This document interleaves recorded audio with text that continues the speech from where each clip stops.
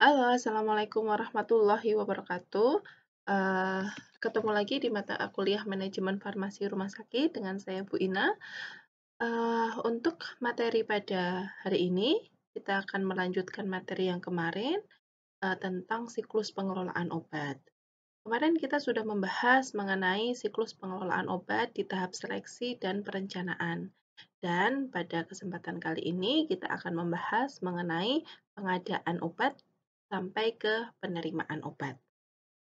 Oke, kita mulai untuk pertemuan kita hari ini, ya. Jadi, dalam siklus pengelolaan obat ada tahapan pengadaan. Ya, pengadaan ini merupakan kegiatan untuk merealisasikan kebutuhan yang telah direncanakan dan disetujui. Ya, jadi kita kemarin sudah merencanakan berapa banyak kebutuhan obat yang akan kita pesan dan sudah disetujui oleh bagian manajemen rumah sakit. Kemudian kita melakukan pengadaan. Nah, pengadaan ini bisa dilakukan dengan 3 cara. Yang pertama adalah dengan pembelian, ya, pembelian ke distributor. Kemudian yang kedua ada produksi atau pembuatan sediaan farmasi. Ya, jadi kita produksi sendiri di rumah sakit, biasanya untuk perbekalan yang penggunaannya itu banyak, gitu ya, di rumah sakit. Yang ketiga adalah sumbangan atau dropping atau hibah, ya, dari pemerintah gitu misalnya atau dari negara lain gitu misalnya. Eee, Pembelian dengan penawaran yang kompetitif merupakan suatu metode penting untuk mencapai keseimbangan yang tepat antara mutu dan harga. Apabila ada 2 atau lebih, distributor atau pemasok, apoteker harus mendasarkan pada kriteria berikut ya. Ada kualitas produk, reputasi produsen, distributor resmi, harga, ketepatan waktu pengiriman, mutu pelayanan pemasok, pemasoknya harus dapat dipercaya, kemudian kebijakan tentang retur barang dan pengemasannya. Ya, ini kalau kita mau beli obat, di distributor harus mempertimbangkan beberapa hal tersebut. Oke. Nah, di sini ada siklus pengadaan obat ya. Siklus pengadaan obat ini, eee, mulai dari, tahapannya ya, tahapan untuk, pengadaan obat, di perencanaan ya, kemarin ini tentukan kuantitas yang dibutuhkan ya. Ini sudah ada di, perencanaan, kemudian penyesuaian kebutuhan dengan dana ya, apabila kemarin dananya itu terbatas ya, bagaimana cara, penyesuaian kebutuhannya? Apakah ada jenis obat yang harus dikurangi atau, bagaimana? Gitu, dengan metode ABC dan Venn ya. Mungkin kalian masih ingat ya untuk mata kuliah yang kemarin. Berikutnya pilih metode pengadaan ya. Tadi ada 3 metode pengadaan. Yang pertama ada, pembelian, kemudian ada produksi, dan ada hibah ya. Kemudian kita melakukan pemilihan supplier ya, bagaimana sih pemilihan, supplier tersebut, supplier atau pemasok ya atau distributornya. Nah, itu ya harus kita, pertimbangkan berdasarkan kriteria-kriteria yang ada ya, seperti tadi sudah saya sebutkan mengenai mutu produknya bagaimana, reputasi produsen, ya. Terus, legalitas ya, legalitasnya tadi, ada harga dan syarat-syarat yang lain ya, itu harus kita pertimbangkan. Lalu penentuan syarat kontrak ya, ada kontrak yang harus, disepakati antara kedua belah pihak, antara rumah sakit dengan, distributor. Lalu dilakukan monitoring status pesanan ya. Kita sudah pesan, harus dimonitor ya, kapan barang itu datang. Kenapa misalnya barangnya itu eee, tidak segera datang, apakah ada kendala atau bagaimana? Berikutnya, barang datang ya, barang datang yang harus kita lakukan adalah penerimaan atau penerimaan dan pemeriksaan, sorry. Jadi penerimaan ini bagaimana sih, kalau, barang datang, ya apa saja yang harus diperiksa, ya nanti kita akan bahas, ya. Kemudian pembayaran ya, apakah pembayarannya itu bisa dilakukan pada saat itu juga atau pembayarannya bisa, kredit selama 30 hari atau kredit 21 hari. Kemudian distribusi obat, ke pasien ya, distribusi obat dari, dari gudang ke instalasi farmasi atau dari instalasi farmasi ke pasien. Kemudian, dari situ kita bisa mengumpulkan informasi berapa banyak konsumsi obat, oleh pasien dalam satu periode, ya. Kemudian kita lakukan evaluasi di tahap, evaluasi dari seleksi obat. Ya, kemudian berputar lagi ya, di, untuk menentukan kuantitas, obat yang dibutuhkan ya, atau dalam perencanaan. Nah, ini, siklus ya, siklus untuk pengadaan obat. Oke, selanjutnya untuk pembelian ya, jadi di dalam pengadaan tadi tahap pertama adalah pembelian ya. Di sini ada 4 metode pembelian ya. Ada tender terbuka, tender terbatas, pembelian tawar-menawar, dan pembelian langsung. Pembelian adalah rangkaian proses pengadaan untuk mendapatkan sediaan barang dari pemasok. Ya. Proses pengadaan memiliki beberapa langkah yang baku dan merupakan siklus yang berjalan terus-menerus sesuai dengan kegiatan rumah sakit. Ya. Langkah pengadaan mulai dari mereview daftar sediaan farmasi dan bahan medis habis pakai, menentukan jumlah masing-masing item yang akan dibeli, menyesuaikan dengan situasi keuangan, kemudian memilih metode pengadaan, memilih distributor, membuat syarat kontrak kerja, memonitor pengiriman barang, kemudian menerima barang, melakukan pembayaran, serta penyimpanan, kemudian mendistribusikannya. Jadi, itu uh, tahapan ya atau langkah pengadaan. Baik, yang pertama pada metode pembelian ini ada tender terbuka ya. Tender terbuka ini berlaku untuk semua distributor yang terdaftar dan sesuai dengan kriteria yang telah ditentukan. Pada penentuan harga, metode ini lebih menguntungkan. Untuk pelaksanaannya memerlukan staf yang kuat, waktu serta perhatian penuh. Waktu yang lama serta perhatian penuh. Tender terbuka. Jadi siapapun distributor itu boleh ikut ya, asal distributornya sudah terdaftar sesuai dengan kriteria. Berikutnya adalah tender terbatas, ya, disebut juga lelang tertutup. Hanya dilakukan pada distributor tertentu yang sudah terdaftar dan memiliki riwayat yang baik, ya, track record-nya sudah baik.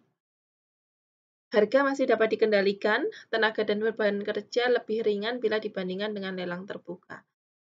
Jadi kalau lelang terbuka tadi siapa saja boleh mendaftar, kalau lelang terbatas kita milih ya, cukup beberapa saja yang track record-nya baik yang bisa mengikuti tender terbatas ini.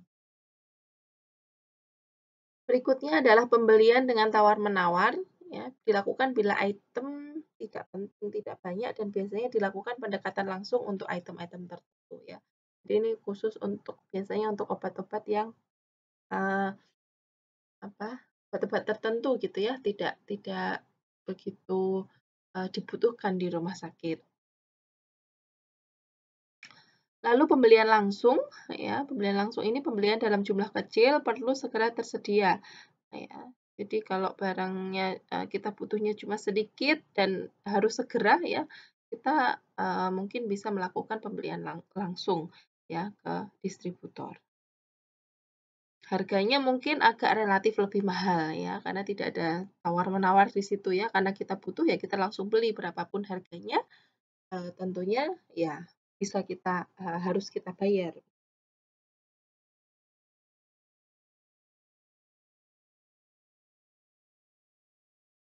Oke, berikutnya ini, pembelian dengan penawaran yang kompetitif atau tender merupakan suatu metode penting untuk mencapai keseimbangan yang tepat antara mutu dan harga.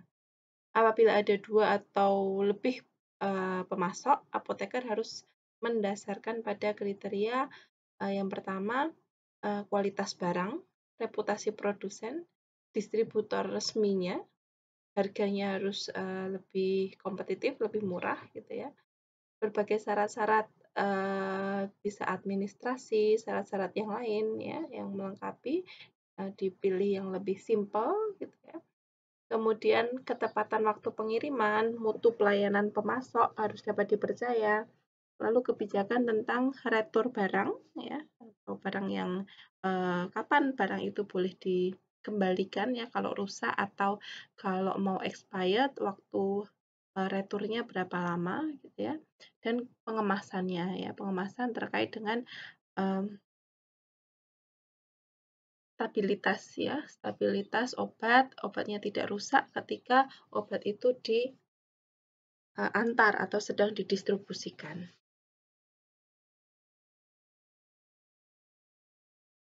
Nah, ini untuk pelayanan JKN, ya, Jaminan Kesehatan Nasional, pembelian obat dilakukan melalui e-purchasing, ya, berdasarkan obat yang ada di dalam e-katalog.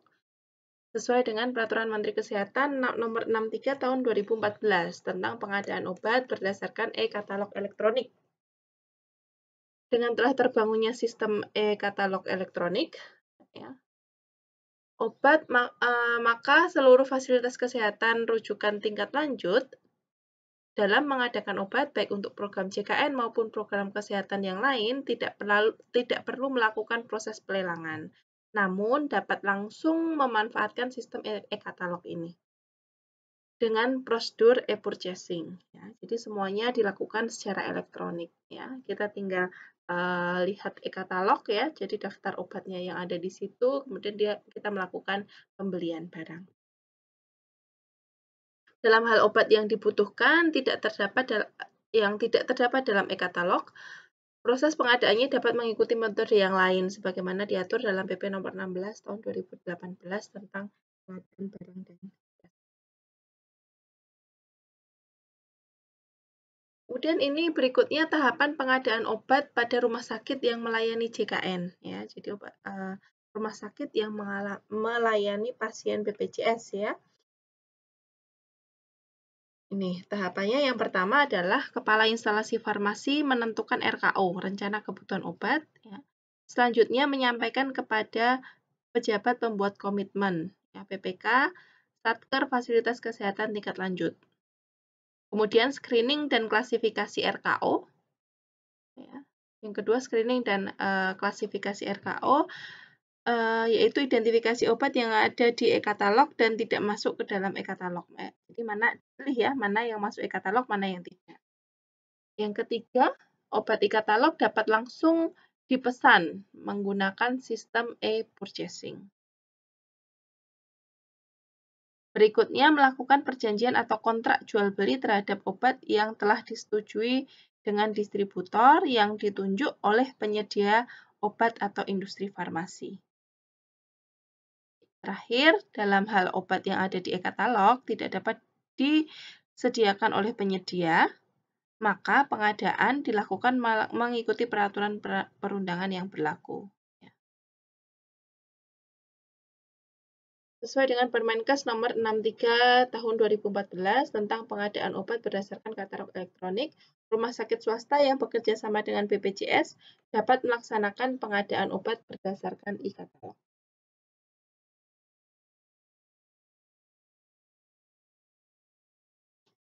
Berikutnya adalah produksi, ya. Produksi pengadaan obat dengan metode produksi. Produksi sediaan farmasi di rumah sakit mencakup kegiatan membuat, merubah bentuk, dan pengemasan. Pengemasan kembali sediaan farmasi steril atau non-steril untuk memenuhi kebutuhan pelayanan kesehatan di rumah sakit. Kemudian kriteria sediaan farmasi yang bisa diproduksi adalah yang pertama, sediaan farmasi dengan formula khusus. Ya. Kemudian yang kedua, sediaan farmasi dengan mutu sesuai standar dengan harga yang lebih murah. Ya. Jadi kalau kita beli produknya itu lebih mahal dan setelah dihitung kalau kita membuat sendiri itu biayanya jauh lebih murah. Yang ketiga, sediaan farmasi yang memerlukan pengemasan kembali ya, repacking ya.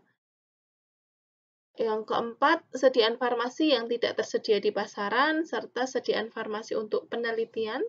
Dan yang terakhir, sediaan farmasi yang harus selalu dibuat baru, ya, yang dia tidak tahan terhadap penyimpanan ya, yang terlalu lama, jadi harus selalu baru. Nah, misalnya untuk rekonstitusi obat gitu ya. Jadi misalnya pengenceran ya, yang harus selalu baru gitu.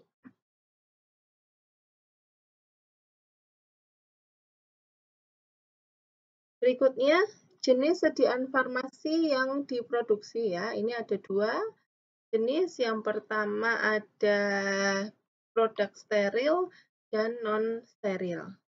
Ya, produk steril itu meliputi sediaan steril misalnya gauze atau tul dan pengemasan kembali sediaan steril. Yang kedua, produksi non-steril ini misalnya pembuatan puyer, pembuatan sirup, salep, pembuatan kapsul, repacking ya, pengemasan kembali dan pengenceran. Ini untuk produk-produk non-sterilnya. Kemudian persyaratan teknis produksi non-steril meliputi ruangan khusus untuk pembuatan, peralatan racik dan pengemasan, serta petugas yang terlatih. Ya, jadi harus ada sarana dan prasarana pendukung untuk melakukan produksi ini. Oke, contohnya pembuatan sirup ya. Sirup yang umum dibuat di rumah sakit misalnya chloral hidrat, omeprazol, mineral mix. Ya, itu. Kemudian pembuatan salep misalnya salep untuk luka bakar. Kemudian pengemasan kembali misalnya alkohol H2O2, povidone iodin, chlorhexidin ya. Yang ini penggunaannya bisa sangat luas ya, di rumah sakit semua pakai ya, sebagai misalnya alkohol H2O2 itu untuk antiseptik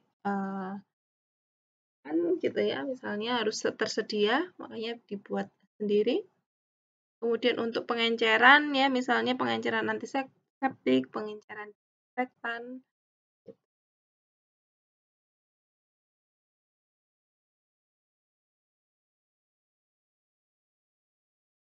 Oke, untuk masih di tahap produksi, sediaan farmasi yang diproduksi oleh IFRS harus akurat dalam identitas, kekuatan, kemurnian, serta mutunya. Ya, oleh karena itu harus ada pengendalian proses dan produk untuk semua sediaan yang diproduksi atau pembuatan sediaan. Dan pengemasannya harus memenuhi syarat. Formula induk dan batch harus terdokumentasi dengan baik ya, termasuk hasil pengujian produk. Semua tenaga teknis harus di bawah pengawasan dan terlatih. Kegiatan pengemasan dan penandaan harus memiliki kendali yang cukup untuk mencegah kekeliruan atau pencampuran produk atau kemasan atau etiket.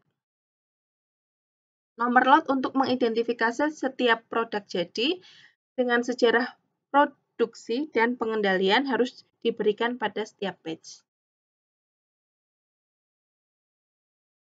Apoteker disarankan untuk membuat sediaan farmasi dengan potensi dan pengemasan yang dibutuhkan untuk terapi optimal, tetapi tidak tersedia di pasaran. Dalam hal ini harus diperhatikan persyaratan stabilitas, kecocokan rasa, kemasan, dan pemberian etiket dari berbagai produk yang dibuat.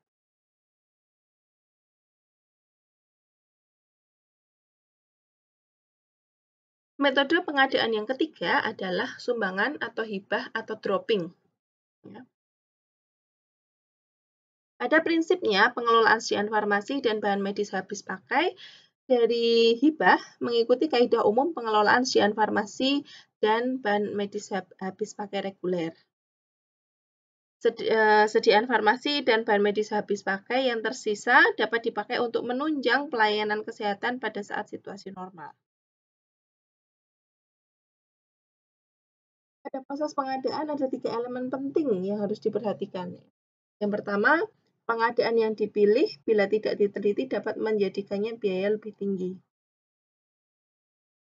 Yang kedua, penyusunan dan persyaratan kontrak kerja sangat penting untuk menjaga agar pelaksanaan pengadaan terjamin mutunya. Misal persyaratan masa kadaluarsa, sertifikat analisa atau standar mutu, harus memiliki MSDS. Untuk bahan berbahaya, khusus untuk alat kesehatan harus memiliki Certificate of Origin, waktu dan kelancaran bagi semua pihak. Yang ketiga, order pemesanan agar barang dapat sesuai jenis, waktu, dan tempatnya.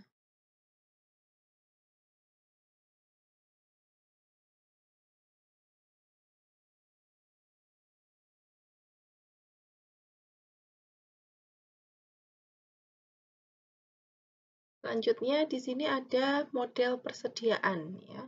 Model persediaan ini ada 3 model persediaan yang biasa digunakan dan tergantung frekuensi order terhadap supplier ya. Ada 3. Yang pertama adalah annual purchasing, yaitu pembelian tahunan ya. Kemudian schedule purchasing itu pembelian terencana, dan perpetual purchasing itu artinya adalah pembelian rutin dilakukan jika waktu tunggu cepat sekitar 1 atau 2 hari. Annual purchasing ini ya, pembelian tahunan ya, merupakan pengadaan yang dilaksanakan tiap tahun sekali untuk semua item. Jumlah pemesanannya dikalkulasi normal dengan skala besar, proses hitungannya. Setelah dilakukan hitungan, dilakukan tender atau negosiasi, kemudian digunakan untuk membeli seluruh jumlah tahunan ya, sebanyak perhitungan yang sudah dilakukan. Pada umumnya, pembelian tahunan ini sangat sesuai untuk program baru yang belum memiliki manajemen yang baik. Kemudian schedule purchasing atau pembelian yang terencana merupakan model pembelian yang periodik atau berkala dengan interval waktu tertentu, misalnya setiap bulan, setiap 3 bulan, setiap 6 bulan, begitu.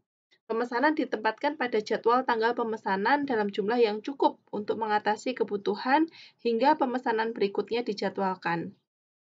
Ditambah stok yang dibutuhkan selama waktu tunggu tersebut. Pembelian terjadwal ini memungkinkan pilihan terbaik untuk alternatif pengadaan tahunan dengan tempat yang tidak memiliki supplier yang bisa datang segera gitu ya, atau distributornya itu jauh dari lokasi. Kemudian kalau yang perpetual purchasing itu yang dilakukan pada waktu tunggu yang cepat, 1 atau 2 hari gitu ya. Jadi bisa pembelian langsung ya.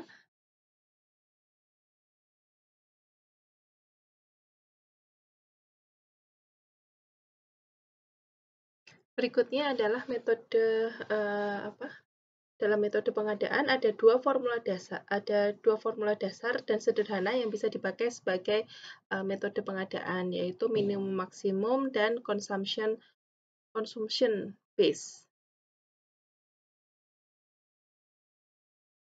Nah, ini manajemen persediaan ya. Manajemen persediaan ini di sini ada grafik atau bagan persediaan ya, grafik persediaan.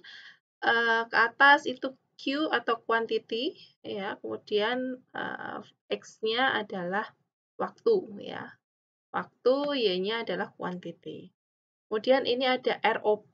ROP itu artinya reorder point ya. Kapan obat itu diorder kembali. Lalu ada SS atau safety stock.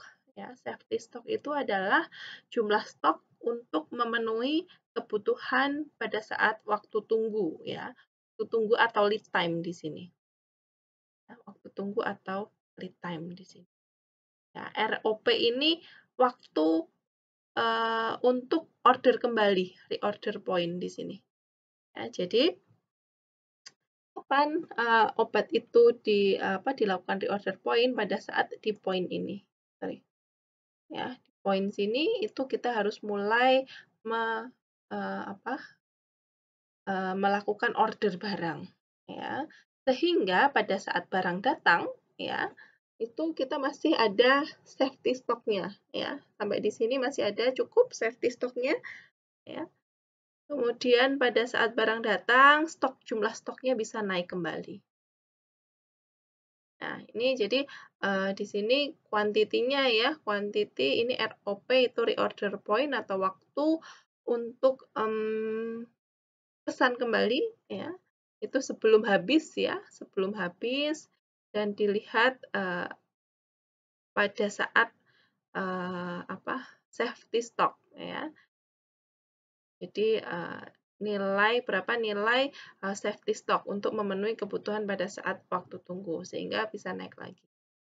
Nah, apa yang terjadi kalau barangnya terlambat datang ya? Barangnya terlambat datang artinya adalah jumlah persediaan kita akan lebih kecil atau bahkan sampai habis gitu ya. Harusnya kan segini ya, barang kita akan habis, sehingga kosong barangnya. Ya, kosong barangnya sehingga nanti kita tidak bisa memenuhi kuantiti yang ada di sini.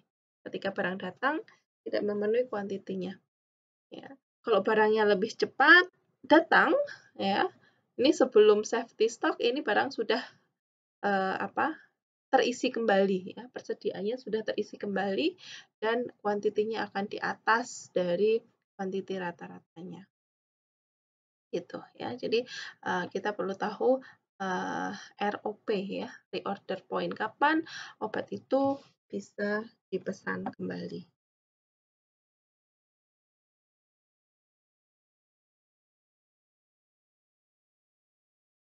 Nah, kemudian ini ada grafik juga sama ya, sumbu X-nya adalah waktu, sumbu Y adalah quantity. Namun di sini kuantitinya, stok yang ada ya, ditambah dengan quantity order, ya, ada quantity order-nya. Jadi jumlah stok, on hand-nya itu safety stock plus quantity order gitu ya. Ini ada inventory di sini, kemudian di sini safety stock ya, ada waktu lead time sehingga, ROP-nya adalah di titik ini ya, di titik, ROP di sini. Lalu pada saat sampai safety stock itu obat diterima ya, sehingga, persediaannya naik lagi dan begitu seterusnya. Gitu ya. Jadi, sebelum barang itu sampai safety stock ya, itu kita harus, sudah melakukan reorder kita harus melakukan reorder ya, reorder point di sini.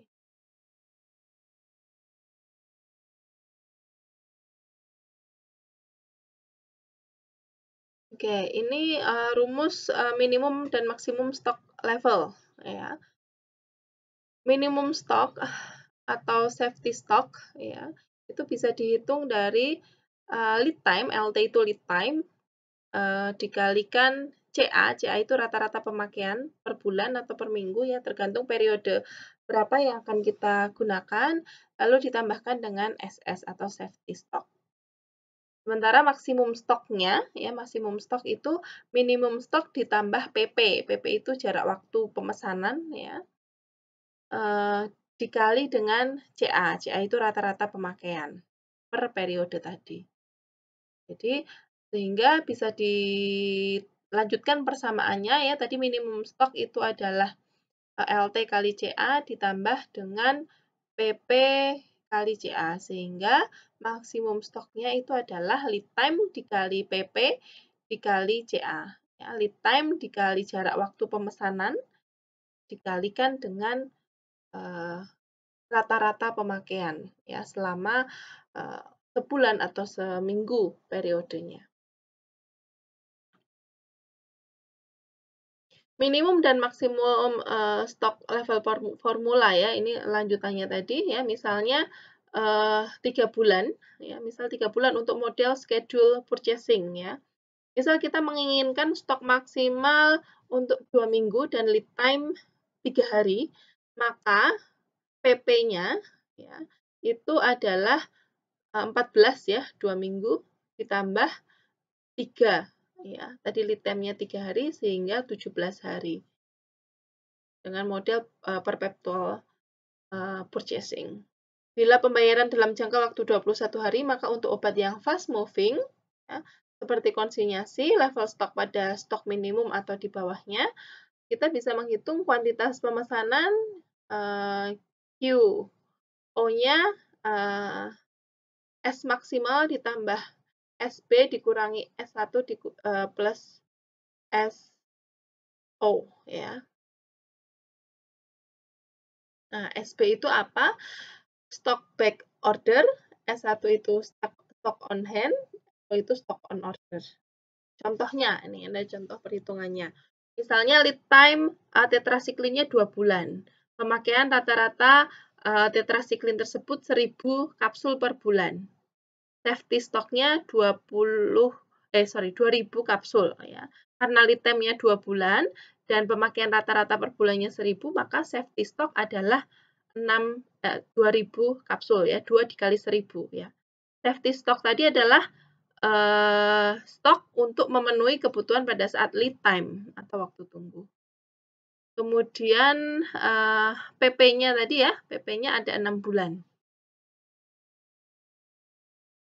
Sehingga setting stok untuk level minimum dan maksimumnya S minimalnya adalah tadi 2 kali 1000 ya, ditambah 2000, jadinya 4000. Sementara stok maksimalnya, stok minimum ditambah 6 ya, tadi 6 bulan dikali pemakaian rata-rata 1 bulan atau 1000. Sehingga S maksimalnya adalah 10.000. Ya, S1-nya 3000, SO-nya 2000, maka QO-nya menjadi 10.000 ditambah 0 ya, dikurangi 3000 plus 2000 sama dengan 5000. Bila waktu order tiba, maka stok minimal PP plus LT dikali CA ya. Ini kembali ke rumus yang tadi. Ini untuk perhitungan minimum maksimum stok level ya. Jadi untuk menghitung grafik yang di depan tadi.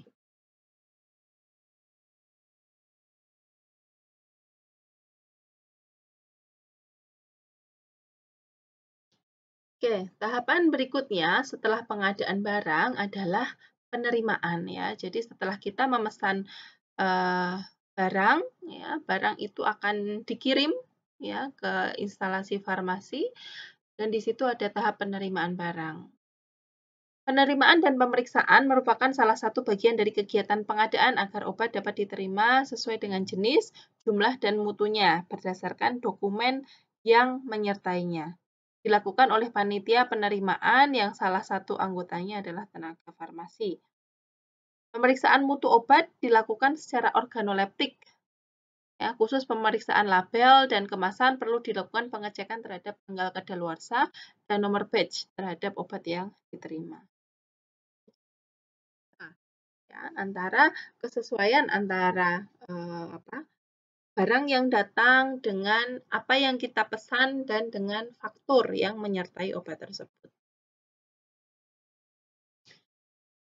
Ini untuk pemeriksaan mutu obat secara organoleptik ya, bisa dilakukan meliputi untuk tablet ya. Tablet itu kita bisa melihat kemasan dan labelnya, bentuk fisiknya, warna, bau, rasa ya. Apabila tidak ada perubahan artinya kualitas produknya tidak berubah ya, masih standar. Kemudian untuk tablet salut, warna, bau, dan rasa, bentuk fisik, keutuhan, basah atau lengket atau tidak gitu ya, kemasan serta label. Ya. Kemudian cairan ya, cairan itu dilihat warna, bau, kejernihan, homogenitas, kemasan, label ya, itu dicek. Lalu salep ya, salep itu kita lihat warna, konsistensi, homogenitas, kemasan, dan labelnya. Lalu kalau injeksi yang kita lihat adalah warna, kejernihan untuk larutan injeksi, homogenitas untuk serbuk injeksi, ya, serta kemasan dan labelnya. Untuk sirup kering, warna, bau, penggumpalan, kemasan, dan label. Dan untuk suppositoria, warna, konsistensi, kemasan, dan label.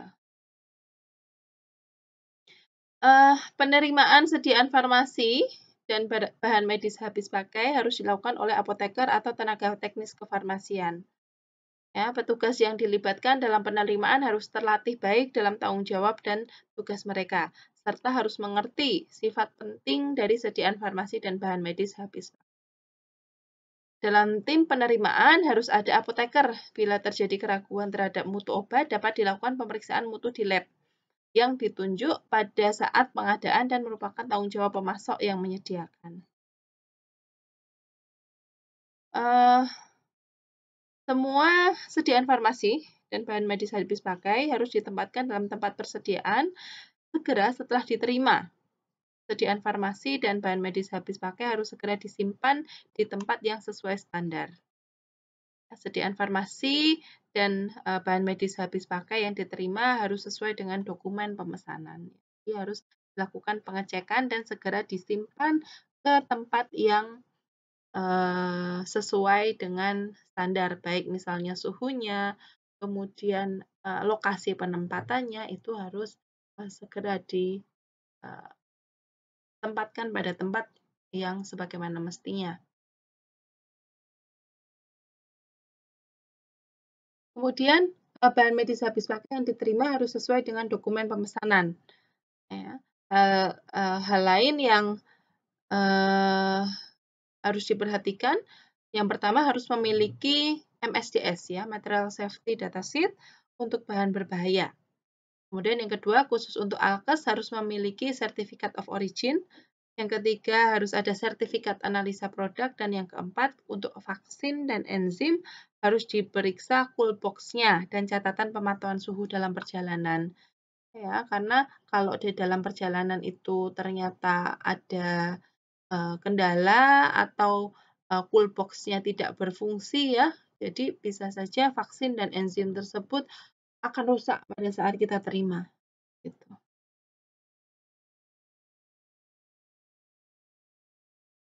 Tahapan berikutnya setelah penerimaan adalah penyimpanan ya. Namun penyimpanan ini akan kita bahas satu topik tersendiri karena kita perlu waktu yang cukup untuk membahas hal tersebut. Selanjutnya akan saya bahas ya setelah tahapan penyimpanan yaitu pendistribusian. Distribusi adalah kegiatan menyalurkan sediaan farmasi di rumah sakit untuk pelayanan pasien dalam proses terapi, baik pasien rawat inap maupun rawat jalan, serta untuk menunjang ke pelayanan medis dan bahan medis habis pakai. Lalu tujuan distribusi adalah tersedianya sediaan farmasi di unit-unit pelayanan serta secara tepat waktu, tepat jenis, dan jumlahnya. Distribusi sediaan farmasi dan bahan medis habis pakai dapat dilakukan dengan salah satu atau bisa dilakukan dengan kombinasi dua sistem di bawah ini. Yang pertama ada sistem distribusi sentralisasi dan desentralisasi. Kalau sentralisasi itu distribusi dilakukan oleh instalasi farmasi secara terpusat ke semua unit rawat inap di rumah sakit secara keseluruhan. Kalau desentralisasi, distribusi dilakukan oleh beberapa depo atau satelit yang merupakan cabang pelayanan di rumah sakit. Jadi terpusat atau kalau sentralisasi itu oleh satu ya, terpusat di satu tempat. Kalau desentralisasi itu di beberapa tempat.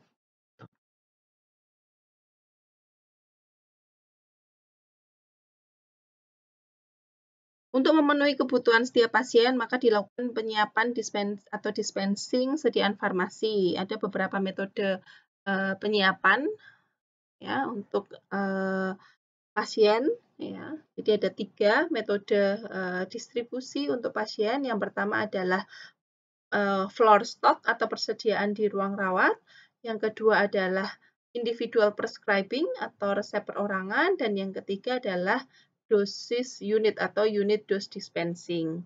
Ya. Kita akan bahas satu persatu. Yang pertama adalah floor stock, ya, persediaan di ruang rawat.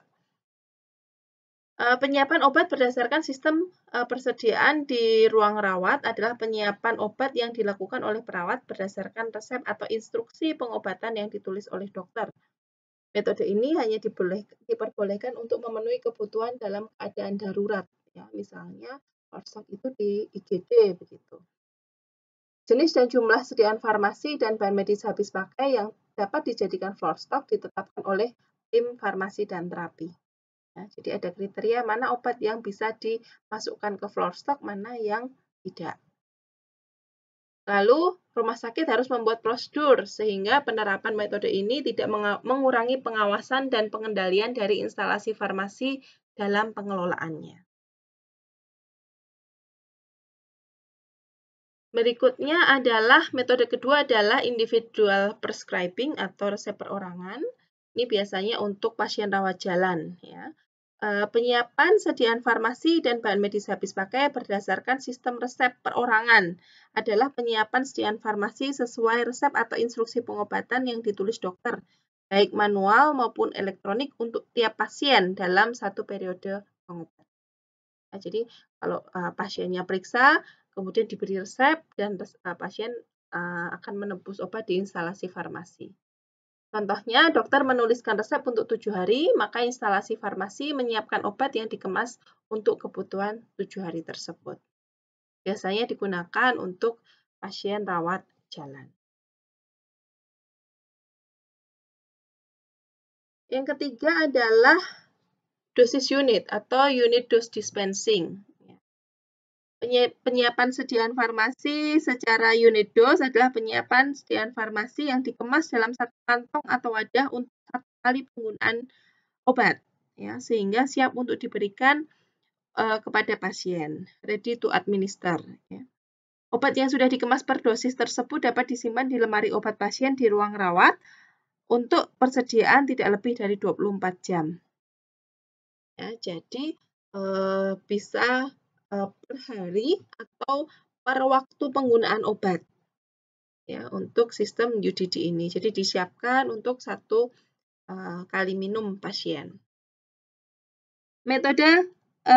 Mengingat metode ini dapat meningkatkan keselamatan pasien, maka metode ini harus digunakan dalam penyiapan obat untuk pasien rawat inap secara menyeluruh di rumah sakit.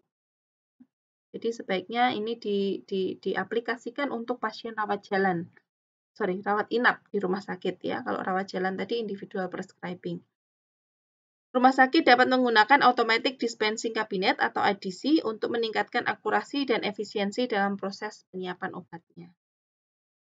Jadi harus ada fasilitas dan biasanya diperlukan tenaga farmasi yang lebih banyak untuk sistem unit dose dispensing ini, ya, karena kita harus menyiapkan per hari per pasien. Nah, itu tadi untuk sistem distribusi obat kepada pasien di rumah sakit. Oke, mungkin sekian kuliah dari saya untuk materi pengelolaan obat dengan topik pengadaan, penerimaan, serta distribusi obat. Semoga bermanfaat dan mohon maaf apabila ada kekurangan. Terima kasih. Assalamualaikum warahmatullahi wabarakatuh.